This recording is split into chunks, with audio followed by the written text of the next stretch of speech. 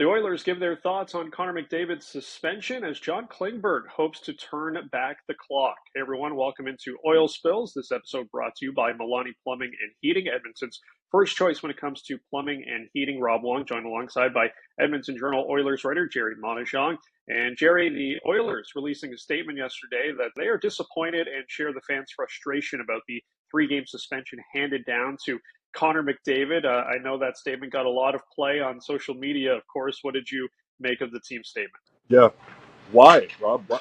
Obviously, disappointment. It probably barely scratches the surface. And to make it sound like that is all the fans are feeling is a little bit ridiculous. How about confused? How about upset? I mean, it just came across as really generic and really a head scratch as to why they bother. The part that got me is how they support Connor throughout this process. Like the guy lost his home in an unfortunate wildfire or something like that, right? Like it comes across as hopefully not what they intended, to say the very least. But yeah, it really doesn't say anything. Fortunately, after practice here at Rogers Place this afternoon, Connor will be speaking for the first time publicly about the suspension and the events leading up to it, hopefully. I mean, he's been mum up to this point. And likely not very happy at all, as I'm sure we can all imagine. But hopefully that shines a little bit more light on the subject than the official Oilers release did.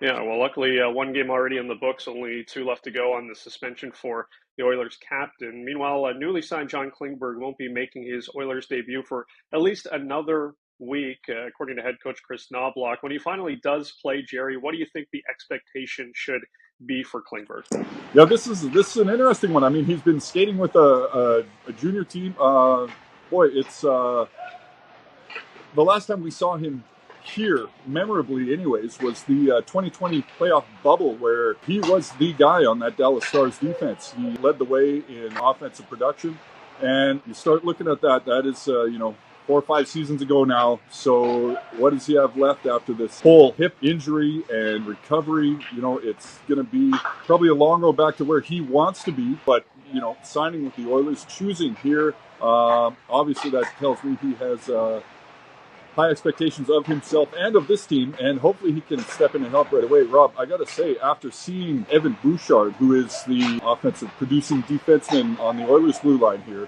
get taken off that first unit power play at the end of the 3-2 loss against the Washington Capitals on Tuesday, that tells me there's definitely room for someone like Kingberg to step in. So we will have to see exactly where he's at. Hopefully we see him in soon, for sure. Yeah, he is a guy that, of course, can run a power play. We've seen them do that in a couple of cities now with Dallas, as you mentioned, and Toronto, of course, where we last saw him in the NHL. As always, leave your thoughts in the comments section below. For Gerry Moddejonge, I'm Rob Wong. Thanks for watching, and we'll talk to you next time.